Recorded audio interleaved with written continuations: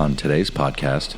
And what I discovered later in life was that I was surviving off of this projection of the man that I thought I was, that I had not really earned yet. Right. So I learned some very tough lessons whenever that projection, that bubble of who I was, popped by a couple of inevitable hard things in life. And I fell on my face and I had to rebuild.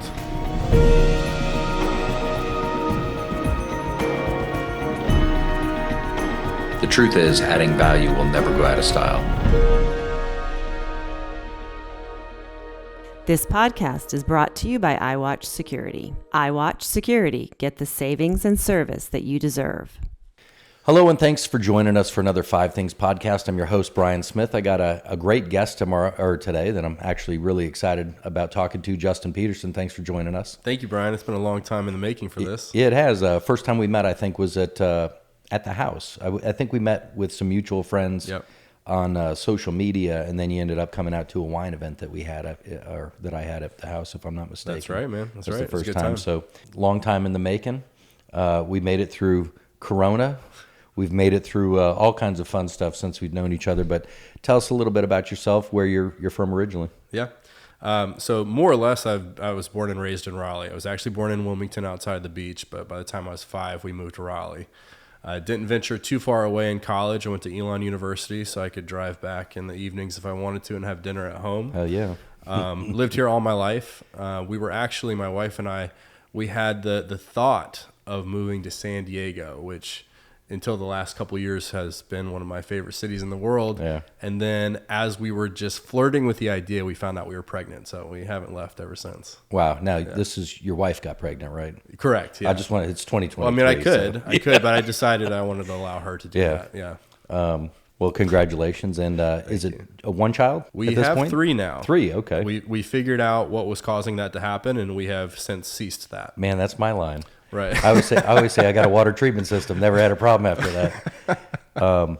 But what a way to start the podcast. I know, right? We're going right into it. So San Diego, by the way, truly one of the most beautiful areas. The climate, no humidity, sunshine, but just the chaos that's developed in California is, I don't know how anybody stays there. And obviously they're losing people for the first time in history. There's more people moving out of the state than there are moving in. But, you know, I was born there. I was born in Sacramento. Really? Grew up in Phoenix and San Bernardino, the armpit of California, drive-by shootings and that sort of thing. So that was interesting. But back to you. You got 3 kids, boys, girls. What do you got? All 3 boys. Okay. Yep. So I'm a father, a husband, a rebel with a cause.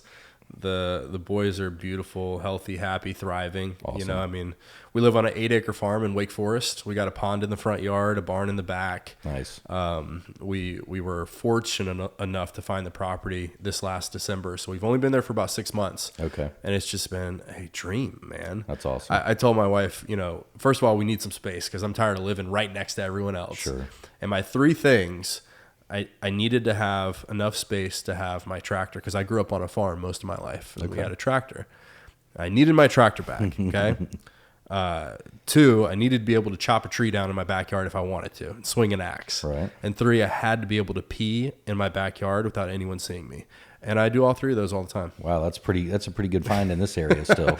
It is, especially in Wake Forest. We got very lucky. Yeah, that's awesome. You know, I'm actually curious if you live near one of our clients who's become a friend over the year. He's a Wake Forest cop. I'll have to introduce you. Yeah. We've gone shooting behind his house several times. Cool. Great guy. Cool.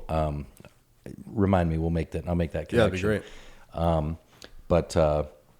So grew up in Raleigh, stayed in the area. Yeah. Went to Elon. Yeah. What are some of the mistakes you think you made growing up that other people could benefit from? Man, so many. Well, we were talking about this earlier before we started recording, but financial mistakes it's kind of an underlying tone of my story. I was never taught, like everyone else, the fundamentals of money. Right. And one of the biggest blessings that also turned out to be a bit of a curse at the same time was that I dove straight into personal development in college. My mom gave me The Compound Effect by Darren Hardy, which I think is the first book anyone should read if they're getting into personal development, because the seemingly insignificant daily habits that we have compound over time to unbelievable outcomes and results. And then also the book, The Secret. Now, The Secret talks, of course, about the law of attraction. And for me, I gravitated towards that in hindsight because it's an easy cop-out for hard work. Because effectively, in layman's terms, the law of attraction says if you think it, then you can have it. Well, I love to think about cool things, so I'm just going to think about it all the time. But my ass stayed on the couch, proverbially speaking, and I didn't actually do the hard work. I never learned the disciplines. And so I would think about all these great things. And then, as an example, I'd go to the BMW dealership and I would test drive the cars, and I would, put my hands on the steering wheel and do all the things they'd say. Well, then, of course, whenever you're at the BMW dealership, the sales guys are like, well, let's just see what you qualify for. It was like, all right, let's do it. And then all of a sudden you qualify for this beautiful car. Well, just because you qualify for the bank to give you a loan doesn't mean you can actually afford it. Sure. And so I'd take the bait every time, and I was driving cars that I had no business being in early in life, and I loved the attention of that. And what I discovered later in life was that I was surviving off of this projection of the man that I thought I was that I had not really earned yet. So I learned some very tough lessons whenever that projection, that bubble of who I was, popped by a couple of inevitable hard things in life, and I fell on my face and I had to rebuild. Okay. Well, I can relate to a lot of that. And the one thing I want to make sure I mention that, because we talked about The Secret, and I learned something early on in life too. It was basically, so the difference between a millionaire and a ditch digger is the way he thinks. And that resonated with me, and it was great news when I found out as an 18, 19-year-old kid in the Army that I could improve my lot in life by the way I think. And, that was really inspiring to me. And because I grew up poor, single mom, jumping out of planes for the Army when I was 17. But Michael Beckwith, who is someone I listened to, I love, you talked about The Secret, and I loved it as well. And I love how Michael Beckwith says, who was part of the film, and he says, we didn't quite understand what we were doing back then.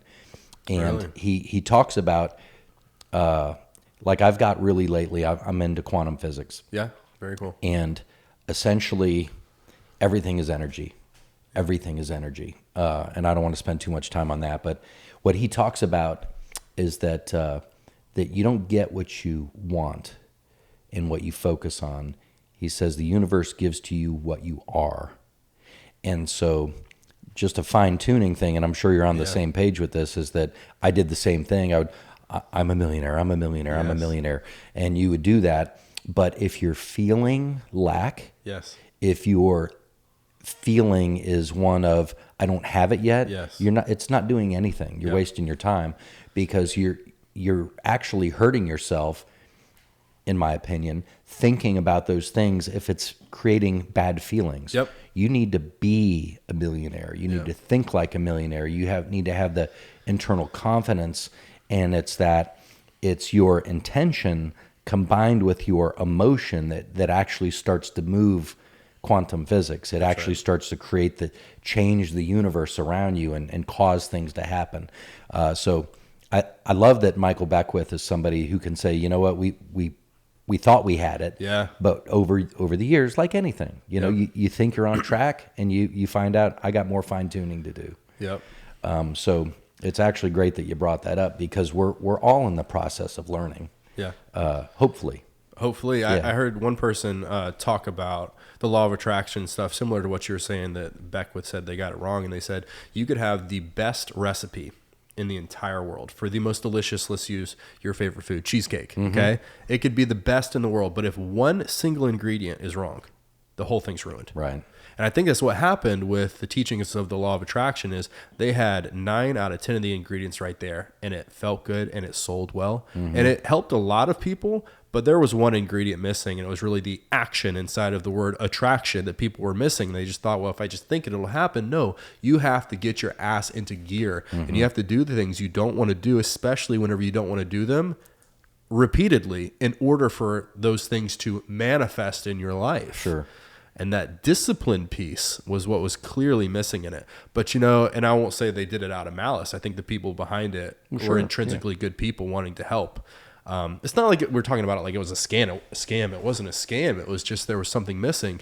But if you advertise for something that you're hoping people will pay for, and it has to do with telling them things they don't want to hear, they're not going to spend the money. You're not going to spend $1,000 to go to a seminar to tell you that you're lazy and you need to work harder and get up earlier. That's just not going to sell. What will sell is just feel good and you'll be rich. See what I'm saying? So I kind of hope that in this podcast, we talk about some things that people don't want to hear, because those are the things that they need to hear. Sure. And I've said all the time, some of your best friends will be the ones that'll be brutally honest with you and tell you stuff out of love that you may not want to hear. And it's your job to kind of receive that and decipher it. Doesn't mean they're right, but I'm always willing to listen to my close friends or people that I work with if they have input on the company. And they say something derogatory or talk about my leadership or my lack of leadership or decisions I'm making. I'm always open to the conversation. And that kind of comes back to, like, the last 3 years have been crazy in society, generally speaking.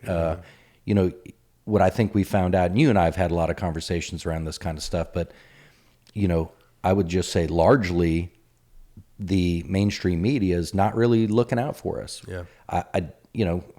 The numbers that I've heard is like 90% of mainstream media is owned by 6 corporations. Yeah.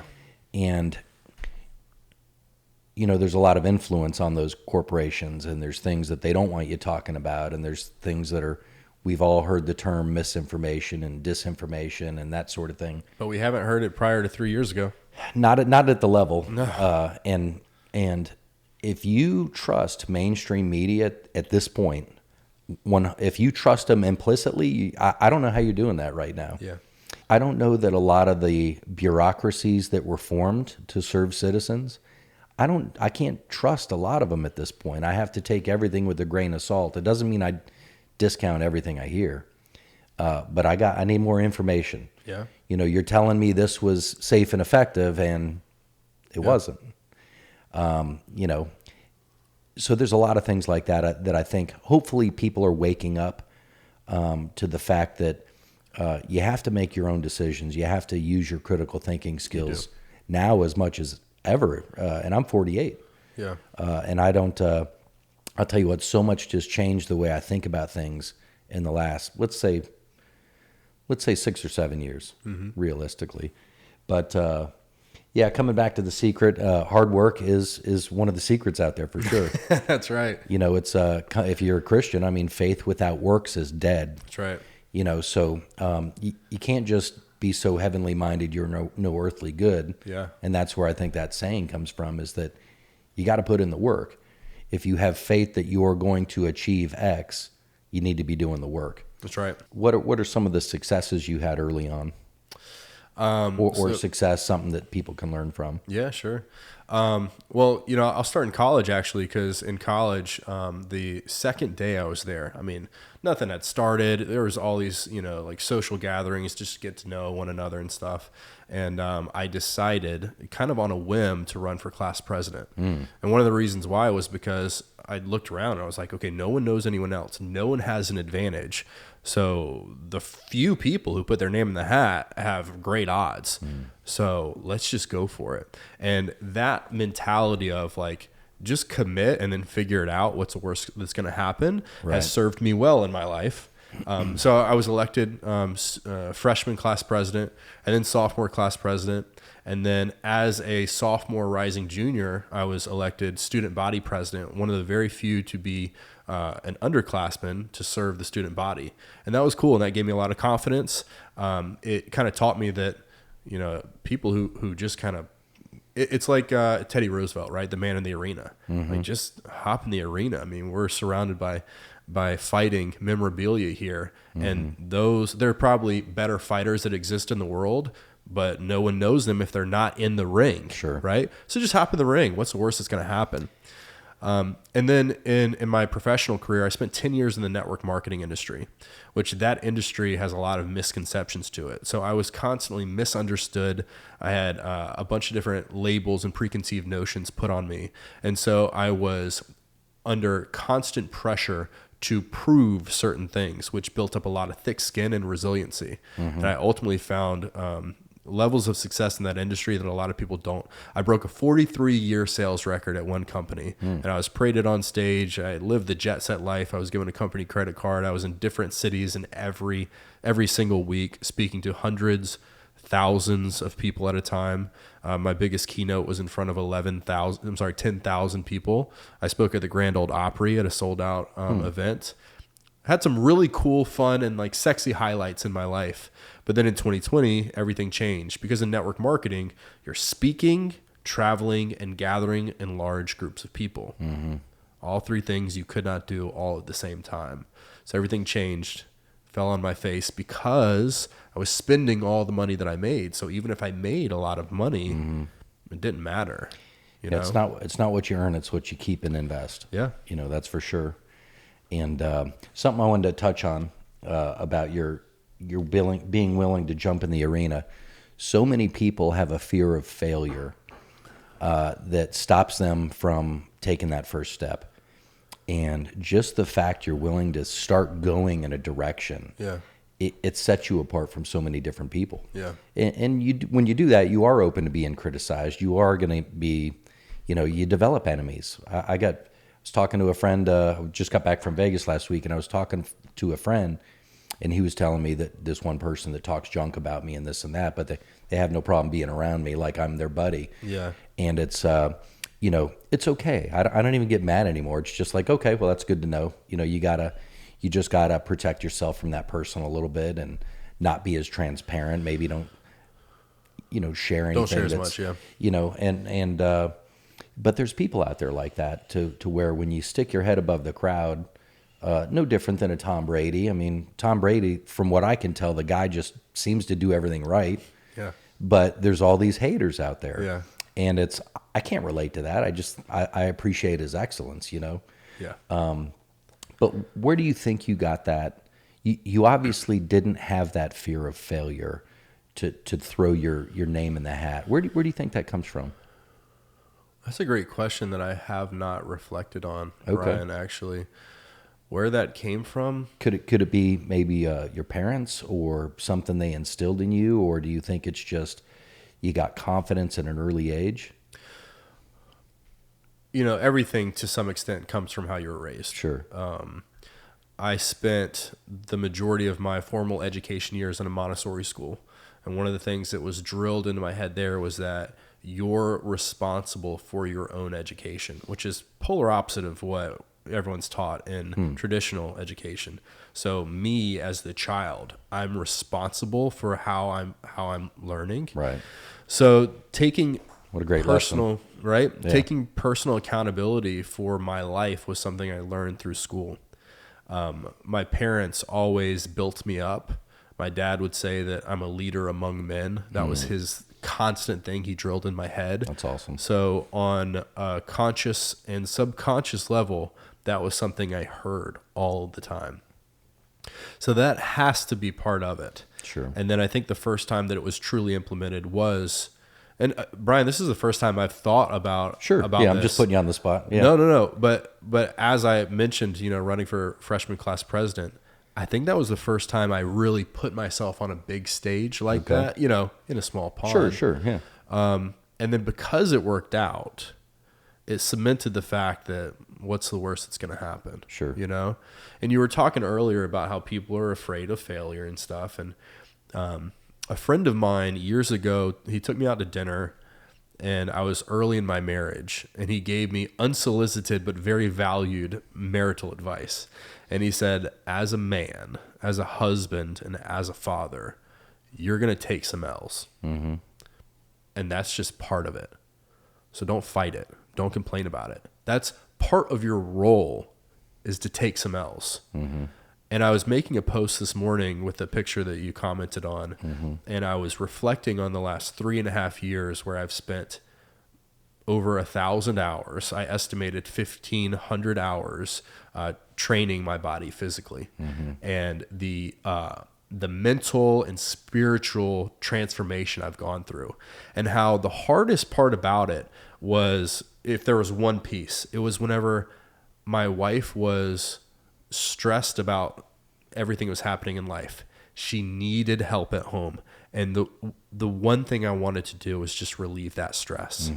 But I had made a commitment that I had to work out a certain amount of time for a certain amount of days, or else I had to start over on day one, and I had a workout left. And in that moment, I physically had to walk out of the house to go train to fulfill my commitments where I wanted to stay. Sure. And so because I left, I took an L. I lost in that moment. I couldn't help my wife. But if I had stayed, I would have taken an L too, because I would have broken my commitments. I would have had to start over. And I knew that if I had broken at that moment, I would break all the time. That's the whole like battle of life, is what is going to make you break? Like, how much pressure until you break? That's the measure of a man.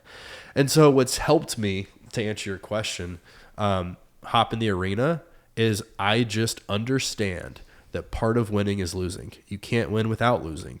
So why would you be afraid of something that is an inevitable part of ultimate victory? Sure. That's stupid. If you have to lose to win, then you want to lose Right. if you want to win. I hope that makes sense. I mean, No, that's, it totally that's does. how it makes sense to me, you know? It's John Maxwell says you win or you learn. There's never a loss. Yeah. And the one thing that I would say about that I'm hearing when you're talking about that story, and it sounded like to me you made the right decision, even though you took some heat from Mama. Yeah. I'm sure. I always try to think long term. Yeah. And when you're under stress when you're under pressure and you got to make a decision, I always try to think, what is the long term of this? My wife might be mad at me short term, but long term, I'm a better man. Yep. I'm more disciplined, which is going to impact every area of my life. And I'm sure, if I had to take a guess, if you talk with your wife now, she would be like, you made a good decision. Yeah. That I love the man that I married and all that kind of stuff. And there's probably a level of respect that she has for you, that had you bowed, if you will, or bent, that she might have appreciated it, but she might not have respected you as much. 100%. I don't remember who was talking about it, but they talk about the back in the day whenever husbands were getting on the train to be deployed off to war, right? And the wife, as she's waving at her husband, going away from her, not knowing if he's ever going to come back, in that moment, she wants him to jump off the train. Sure. But really, she does not, because he would be a coward. Right. She wants the man to go off and fight in battle. Right. That's what to serve the higher good. That's what you want. Right. So in the moment, yeah, maybe. But ultimately, hell no. It's funny you say that, because I was actually listening to a little snippet. I don't remember where I saw it, Twitter or something, but Andrew Tate was talking, and he was saying that he was asked by Tucker Carlson, why do you think you're so hated? Why do you think you're so attacked?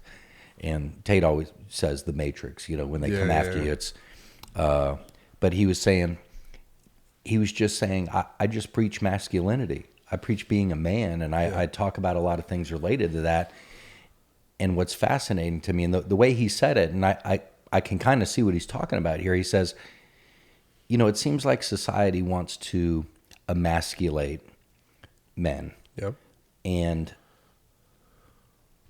you can't have slaves, if you will. You can't have pawns in the world if you got a bunch of free-thinking, masculine men that are willing to make a tough decision, willing to do the higher good against pressures.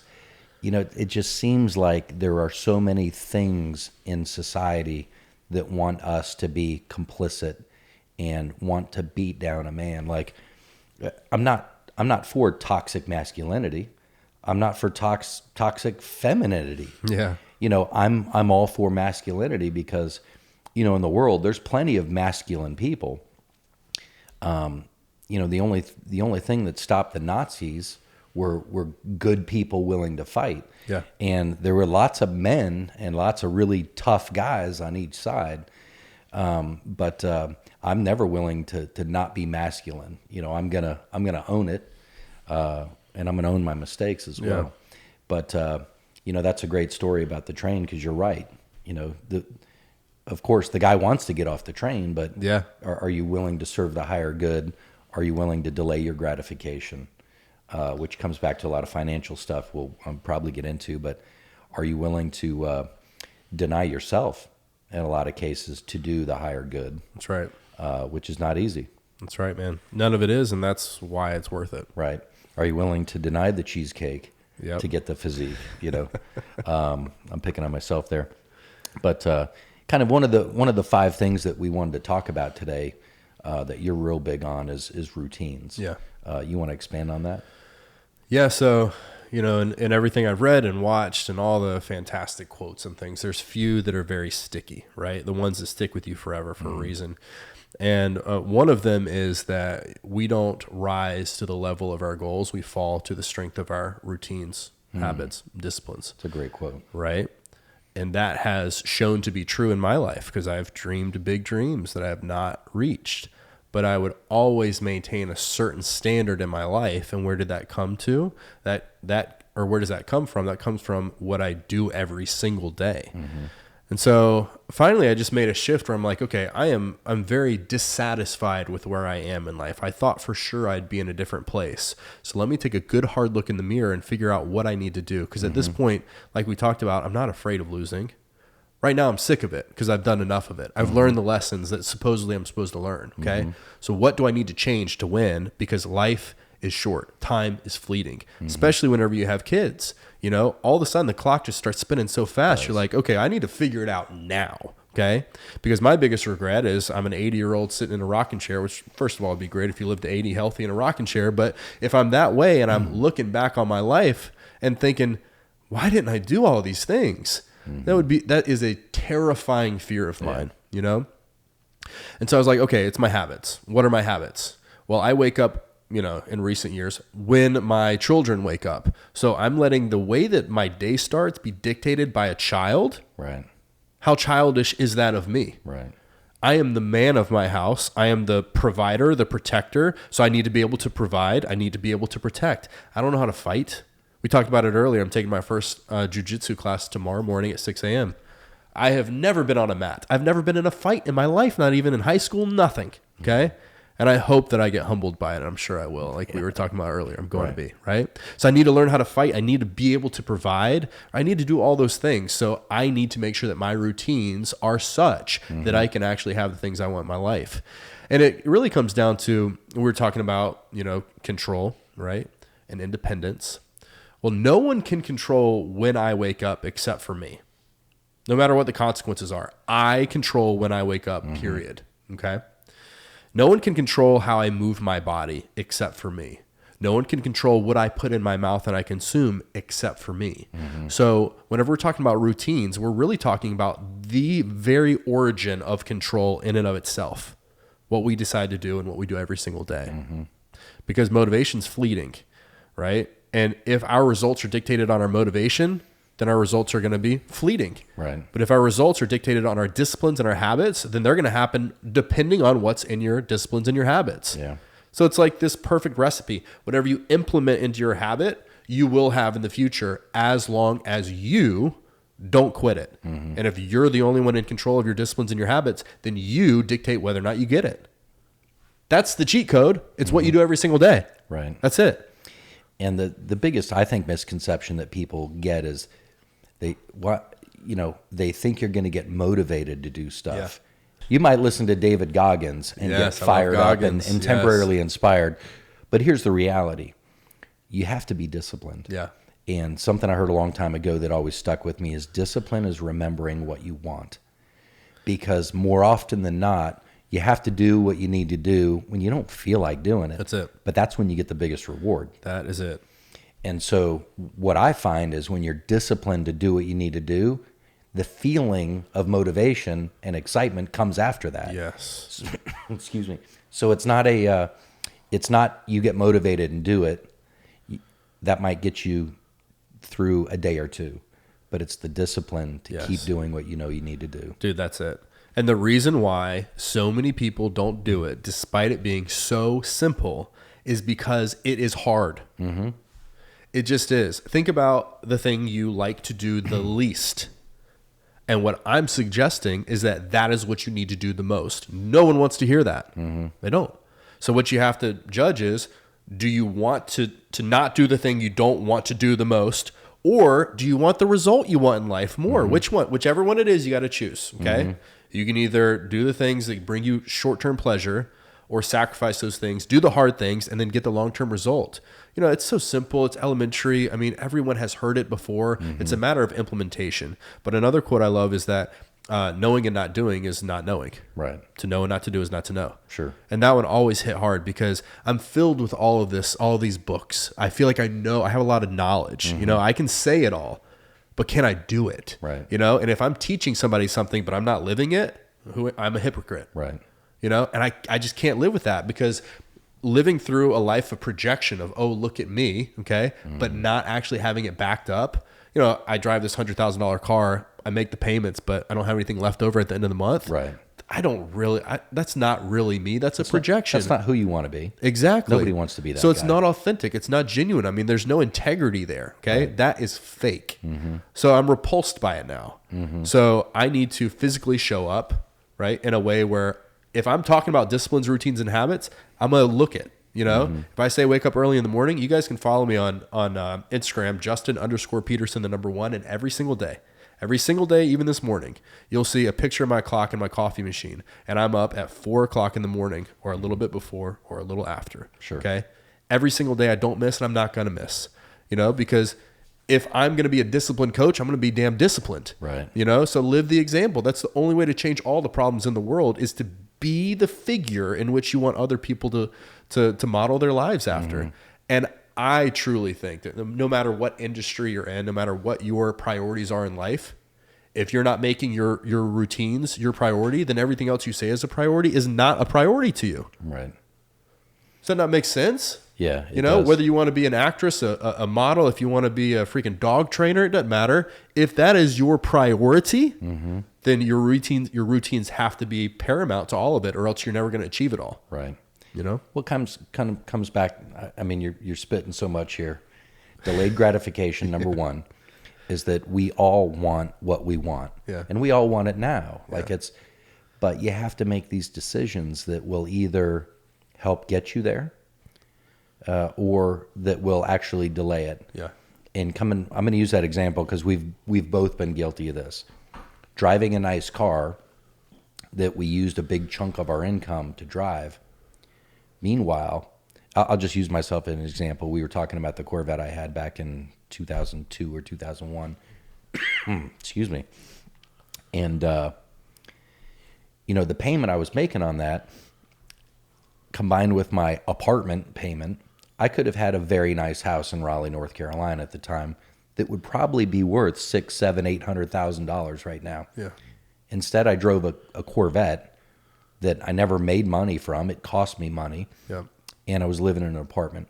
So that decision to look the part, you know, 20 years ago versus delaying my gratification, buying a real estate property that I might have, I don't know, I might have $500,000 equity in it right now. Yeah. That one decision impacted me in a way that, you know, I got that temporary pleasure of driving a cool Corvette. It was awesome. But I could have a much higher net worth right now. Yep. And so those are the little decisions that we all make, whether it's eating a piece of bread, whether it's, you know, getting a Starbucks today versus a protein shake. You know, it just depends on what you're trying to accomplish. But at the end of the day, if you're going to hit your goals, you're going to have to delay your gratification. You're going to have to delay things you want.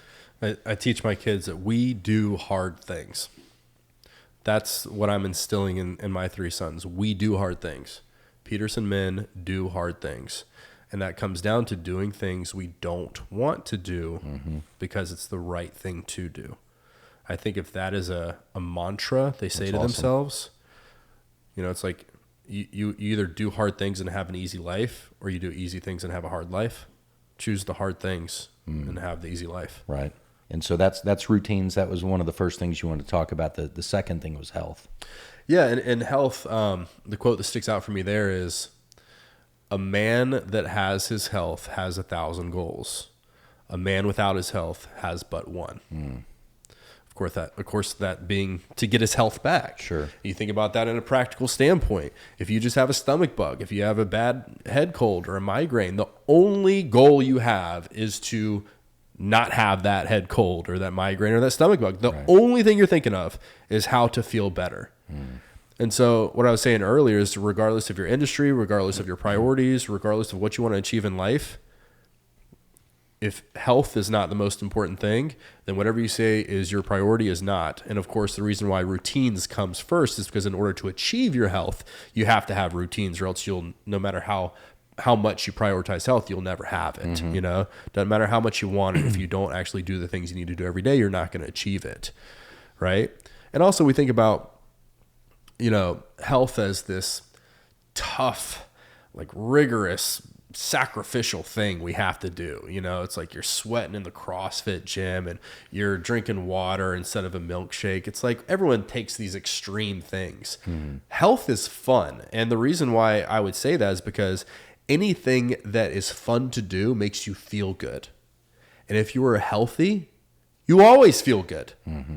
Right? It's not like a healthy person is dragging, they're low energy, they have ailments and they hurt all the time. No, that is the unhealthy person. Right. You can't have fun if you're not feeling good, and you can't feel good if you're unhealthy. So we need to change our paradigm around health, of one that's like this tough, like, oh, on January 1, I'm going to get in shape. Like, you're saying it with this like exhausted tone, you know, this like obligatory tone. You lost right there. You're done. Right. You lost right there. No, it's like on January 1, I'm getting in shape. You know, it's like, it's up, like you're excited, you have energy, you got to put energy into it. And guess what? Once you're healthy, everything else in life becomes so much more enhanced. You know, it's like your mental clarity, your focus, your mood, your attitude, like your outlook on life, your optimism, the energy exchange you have with other people, your entire vibration is elevated. And if your vibration is elevated, then so are everyone's vibrations that you come in contact with. It's the most beautiful thing in the world, but if you're unhealthy, you can't achieve any of it. Right. Because all you're focused on is becoming healthy and feeling better. You know, so the reason why routines is number one is because you can't have your health without good routines. But ultimately, if you don't have your health, we can't talk about anything else. Right. And I would say a lot of that's just being proactive. Yeah. You know, a lot of people listening to this are already, quote, healthy. But, you know, John F. Kennedy said the time to fix the roof is when the sun is shining. Yeah. You know, so develop some habits. If you're eating good, start looking at ways to improve that. Yeah.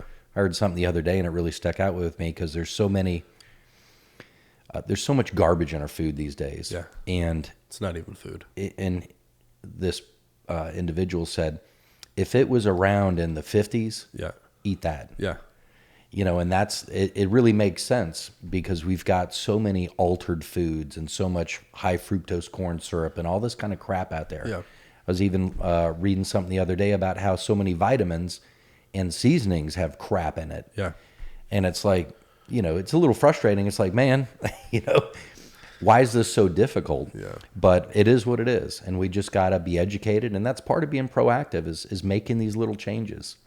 You know, I used to drink a lot of soda. I drink maybe a soda every 2 weeks now, maybe. Yeah. And it's usually, you know, I'm out meeting some people and having a vodka Sprite or something like that. Yeah. But it's certainly not something I spend a lot of time on. And I used to probably drink 4 or 5 a day. Yeah. You know, and it's just garbage. Lots of people are guilty of that. Absolute garbage. Yeah. And doing me no good. So number 3 would be finance. Yeah, and we touched on that a bunch, but you know, I think about money is it's a resource, okay, and it's like a decision-making token, okay. the more decision-making tokens you have, the more options you have in life. So rather than thinking about money in terms of like a currency or a symbol or what it can buy you, think about the options that it can give you. And so if you want to make society a better place, make the world a better place, make the country a better place, make your life better, you need to have more decision-making tokens. Right. And we'll go off on a quick tangent here real fast because people don't want to talk about these things because it makes them feel uncomfortable, but we need to talk about these things. And the recent conversation around digital currency should be everyone's worst fear. I agree. Because if we can believe that a dollar... Let's say a government-controlled digital currency. Yeah. Yeah. Well, shoot, you know what? No, I'd push back any digital currency whatsoever, because if it's not physical, okay, if it is digital, then that means that someone, whether it be controlled by the government or anyone, has control and access to it from a keyboard, okay? So you're saying exclusively a digital currency? Yes, exclusively. Yeah. We need cash, we need coins, and we cannot give those up, okay? Reason why, okay? Money is a decision-making token. Right. If you physically have those in your possession, then if someone wants to control all of your decisions, they have to physically go into your house and take it from you.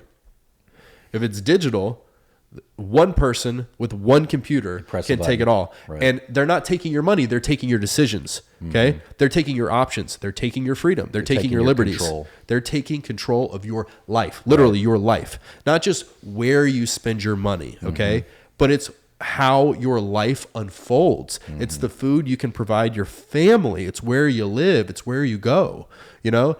With enough decision-making tokens, i.e. money, you can be whatever you want. Right. Even if you want to travel to the most obscure place in the world that there's no flight for, you can have a plane that'll take you there in a matter of an hour with enough money. You know, you need options. Right. And if that can be accessed from a keyboard, we're all in big trouble. Right. So regardless of where you stand on the political spectrum, this is not a political issue. Right. This is a matter of human liberties. Well, if you're a student of history, have always been people that wanted to control other people. Yeah. And technologies are enabling those type of people to control us in a lot of different ways, whether it's healthcare, whether it's money, whether it's, freedom of the press, which is almost non-existent now. So all those things are designed to control. One of the things I love about the foundation of America was that the Bill of Rights is basically, in all those amendments, they're protection against the government. Yeah. They're protection against overreaching government. So anytime I hear anybody, I don't care if it's a Republican, Democrat, or anytime I hear anybody pressing against any of those bills, you're the problem. I automatically don't like you. I don't care what your background is. The biggest there's big debate on guns, obviously for quite a while now. The biggest mass murderer in history is governments. Yes. And people in control of large governments. Yeah. It's not even close. So I agree with everything you're saying in terms of, I want a government that's not trying to control us. Yeah. I want a government that's trying to serve us. You're public servants. Yeah. And if people, Republican and Democrat, it really seems like there's so many people that are serving themselves. Yeah. They're serving the machine, and the machine's too big. It's too out of control. It's out of the citizens' control. And I know we could spin off for about an hour into that, but coming back to finances, you don't have decisions unless you have money. That's it. You just got to do what you got to do. Yeah. You don't have an option to not go to work, because you got to, if you're living paycheck to paycheck, you don't have a decision. That's right. And I would say one of the most misquoted things ever is the love of money is the root of all evil. Yeah. Or money is the root of all evil. It's actually the love of money is the root of all evil. If you're a good person, you're going to do great things with money. If you're a bad person, you're going to do bad things with money.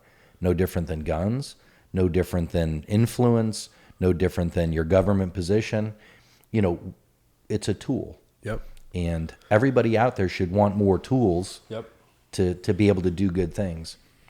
Yep. Yeah, that comes back to, I'm not sure if I'm jumping into our personal responsibility. Actually, that's number 5, so I'll just shut my pie on that one. But anything else you wanted to cap on finance?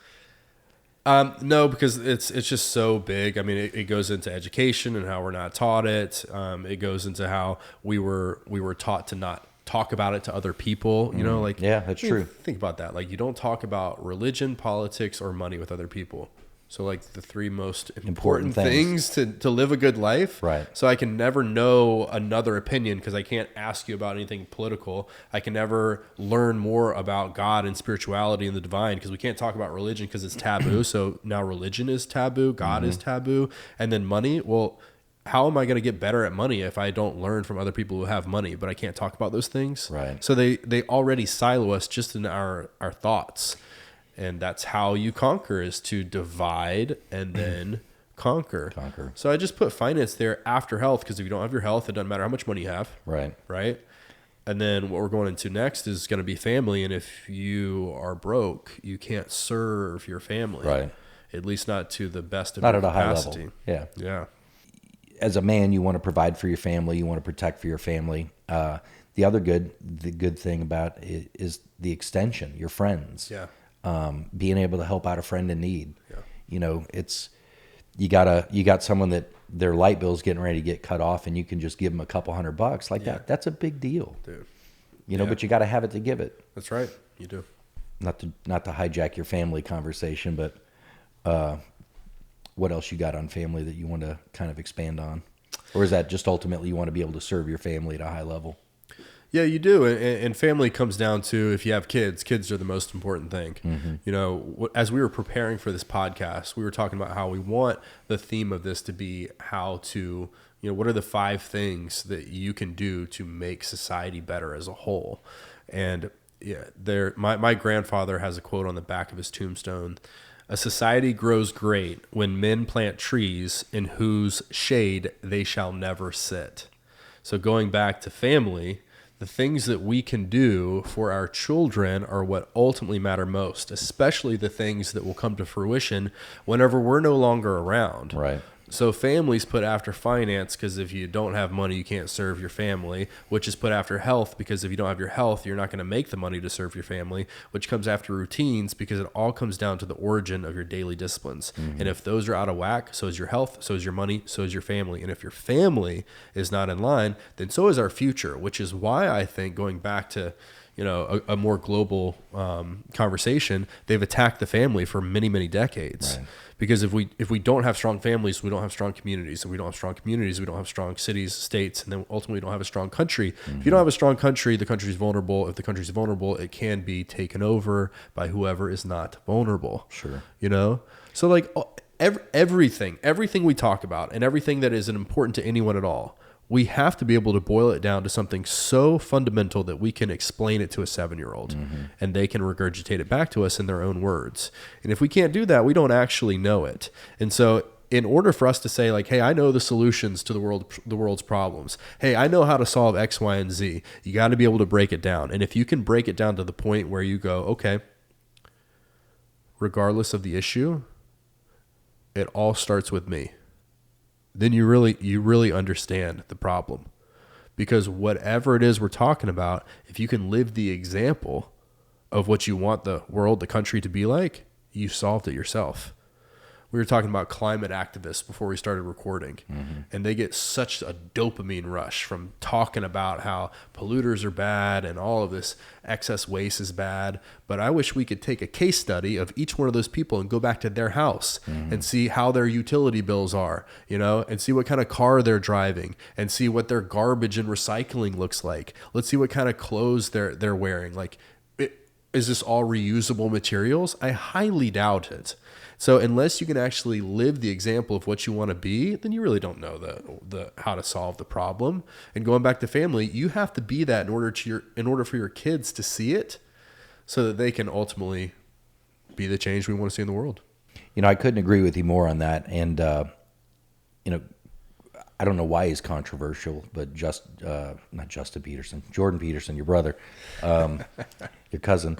You know, I don't know that I've ever heard him say anything controversial, but for whatever reason, it seems like people that make a lot of sense nowadays are suddenly controversial. Yeah. But one of the things he says is a lot of the climate activists that are out there, he says there's a psychological component to it. You know, it's easy to fight this massive, grand, worldwide problem, and you're complaining about it on social media or something like that. It kind of comes back to what you're talking about. Okay, I would love to take that person, that individual. I would love to analyze their life. Yeah. What do you actually, this is such a existential problem. Are you not taking flights? Yeah. Oh, you do. You fly more than I do. Okay. Are you planting trees? Oh, you don't. Because I've got several plants in my house now. Yeah. I didn't have that years ago. You know, do you have solar? You know, do you have an electric car? And did you know that electric car is actually 80% of the electricity goes into that thing is from fossil fuels? Yeah. So, you know, the people that focus on all the problems out there, this is Jordan Peterson, who's a clinical psychologist. Yeah. Everybody that focuses on stuff out here, it's actually a cop-out from dealing with their own stuff. So true. And, you know, if I want to make the world a better place, I have to start with me, which is basically what you're saying. And if you think, and this is just one topic, I'm not saying I do believe that the earth has warmed a little bit from what the data I've seen. Not that I've ever really done a deep dive into it, but I know that we had an ice age and it warmed up. I mean, what caused that? Yeah. You know, if you can't answer that fundamental question, then, you know, I have a hard time buying into the idea that we're causing all these problems. But that's beside the point. Let's say I did believe that. Yeah. Then I'm going to use more solar. Yeah. I'm going to recycle, which is really a pollution thing. I'm pretty good with all that anyway. But if I believe there's an existential problem, I'm going to do my part. You know, I'm not going to go out yelling at everybody. That's right. If you get on Facebook and you're bitching about it, you're using electricity, which is 80% fossil fuels. Are you really helping the situation? Yeah. Or are you contributing to it? Yeah. So I'm not here to debate climate change. I'm just saying, if you believe it, what are you actually doing about it? Yeah. I've talked about this topic on a stage in front of 5,000 people one time, and I said, regardless of what you feel about it, can we all just agree that we are borrowing this space called Earth? And if you were to borrow someone's house, you would want to leave it better than how you found it. Can we not just do that? I agree on that 100%. Yeah. That's it. Right. Conversation over. You know, if there's something else we need to do, then hopefully we'll figure that out. But if we just make the world better than how we found it, then it's going to be net positive with every generation that passes. Okay, problem solved. Next. Right. Don't throw trash out of your car when you're driving. Don't throw gum out of your car when you're driving. You know, people smoking cigarettes, and I see them flick it out the window. Like, I hope you're not a climate change activist. Yeah. You know, I hope you're not belly aching on social media about pollution. That's it. You know, so there's all these little things that we can do that ultimately, when we are the example. And here's the thing: we can talk about what we're doing, and we can try to be the good example out there, and help people get an understanding of what you're doing. Yeah.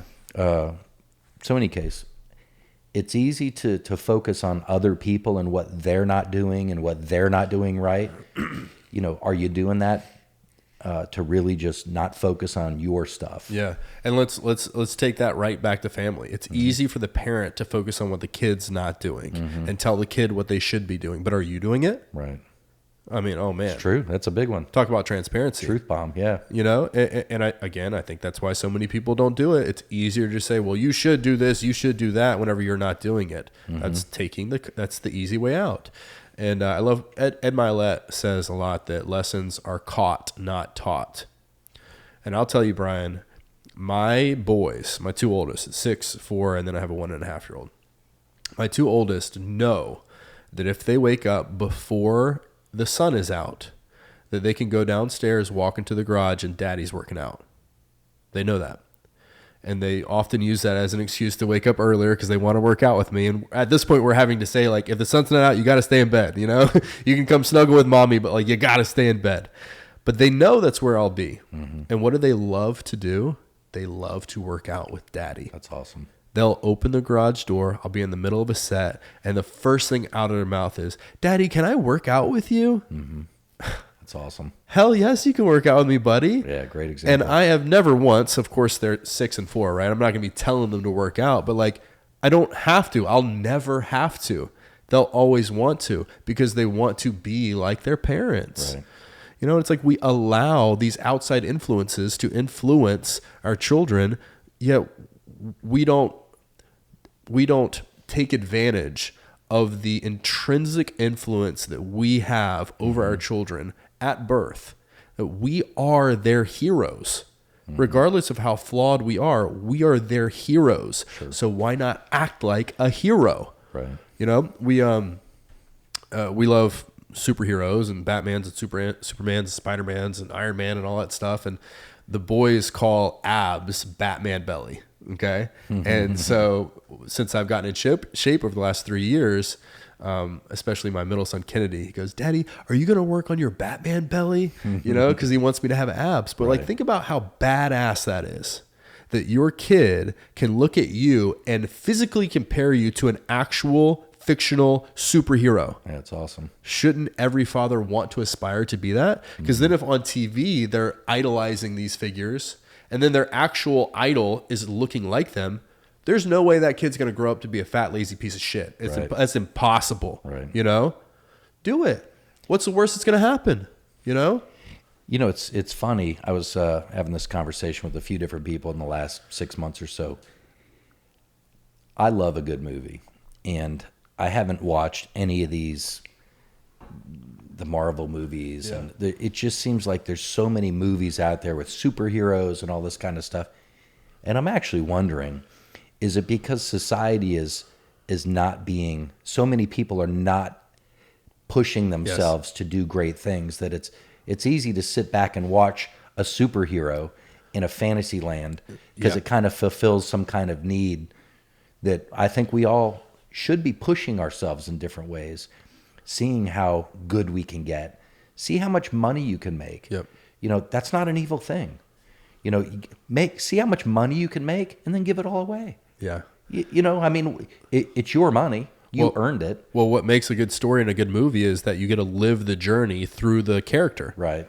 So if you're living the journey of a superhero through the character of a superhero, then psychologically you're living that a few times a month whenever you watch that movie. Right. So you don't have to get that fix in your real life.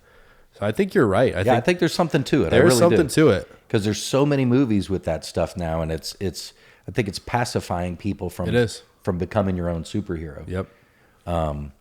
And it's a big problem, man. The last thing I wanted to touch on was, and this was off the subject, but I wanted to talk about it before, was we talked about school and growing up. Yeah. And I grew up in a public school.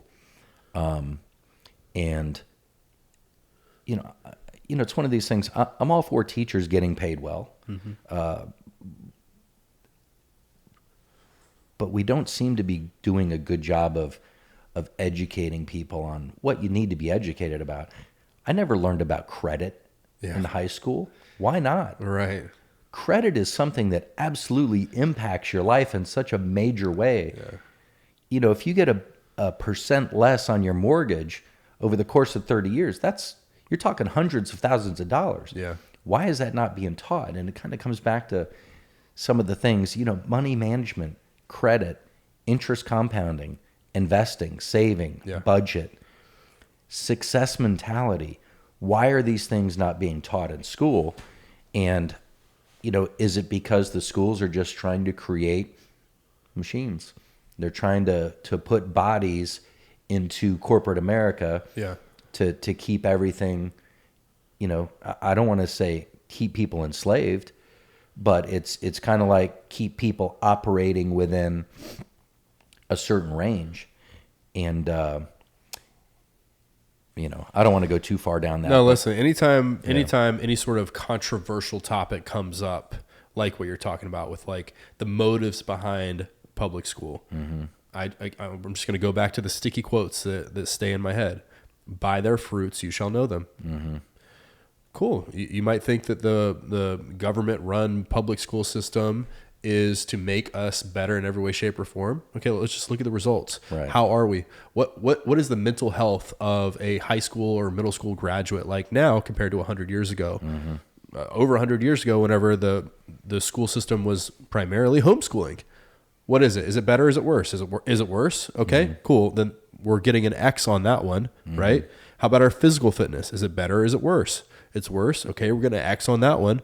What is our critical thinking, right? What is our practical knowledge of everyday things that we need to know how to do? Like, are we cooking better? Are we making things? Are we able to fix things? Like, just what's the result? And if the report card is an F, then clearly by their fruits we shall know them, and it's not working out. Right. So let's not point fingers. Let's just objectively say that it's not working. Right. You know, and that's what I talk about with pharmaceutical companies. Is like, I have people very close to me in my family who work for them in very high level positions. You know, I have plenty of friends who work in the hospitals. I have a lot of friends who are doctors, medical doctors. I believe they're all great people. I know for sure that they're trying their best to make the world a better place. I don't think they're evil or malice or malicious.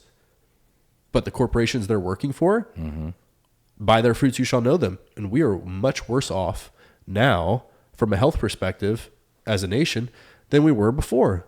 Sure, we might live longer because we can save people's lives, but there's a difference between lifespan and health span. You know, I'd rather die at 80 healthy and happy in my sleep than live to 120 and be a freaking vegetable, hooked up to a machine. You know, so by their fruits you shall know them. And apply that to everything and anything. To whoever you're taking advice from, whoever you're in a relationship with, whoever you're talking to at all, you know, look at the results of their life. That's all you need to know, because actions speak louder than words and results speak louder than any of it. It's true. I just think that that you have to be open-minded. You have to be seeking information nowadays, because it's not, you're not growing up in an environment where the best information is coming to you. You have to literally seek it out and fight against things that you are being taught and conditioned to believe. That's probably been the biggest change to where maybe it was always that way, you know, growing up, but it just seems like that the best stuff, the best content is not coming from the places we should be getting it from. Yeah. It's coming from friends. It's coming from a podcast. It's coming from a book. You said something, we need to be actively seeking information, right? And I would even expand on that and say that more so than information, because information is so readily available, that we need to be seeking examples, right? Yeah. Because, I mean, you can Google anything and get an answer. You can YouTube anything and get a how-to video. But let me see real life examples of someone who has applied that information and what the results or the fruits of that information has given to them. Then we need to follow them.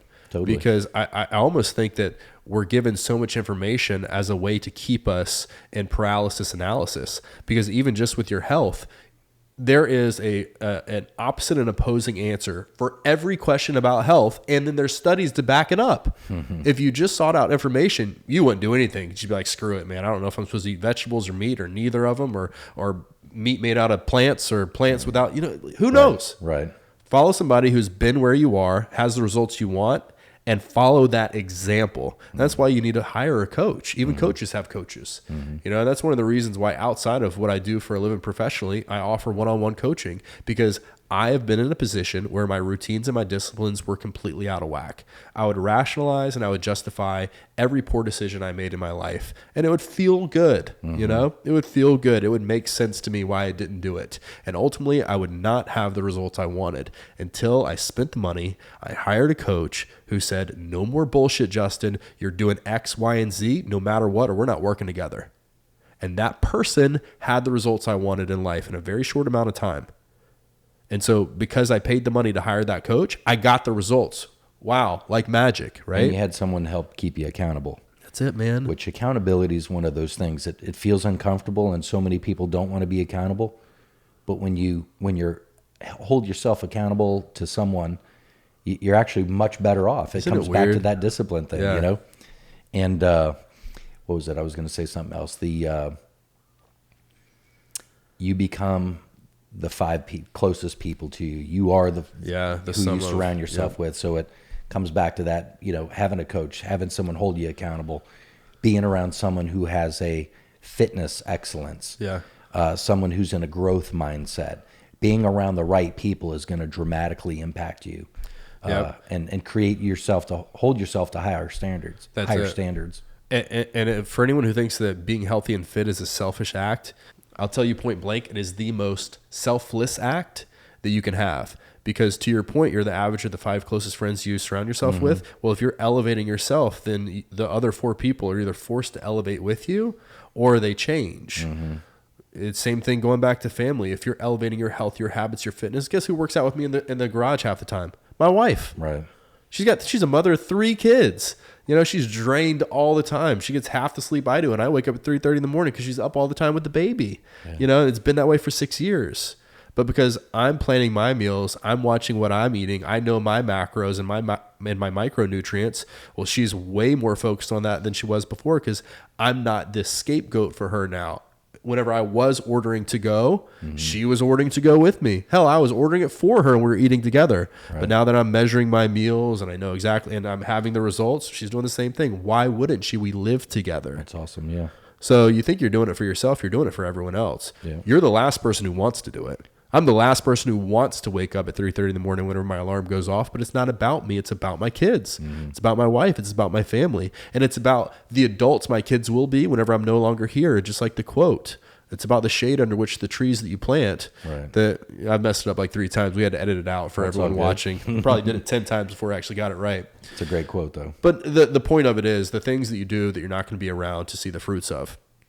That's the real deal. That's legacy. That's legacy we right all there. want legacy. And you can't have legacy if you always take the easy route. You got to do the hard stuff that you don't want to do. Definitely. Well, this has been an easy podcast to just yap away at. So we probably went a little longer than we thought, but it was good stuff. Thank you for stopping in. Brian, it was a pleasure, man. Yeah. And other than that, thank you for joining us for another 5 Things podcast. See you next time.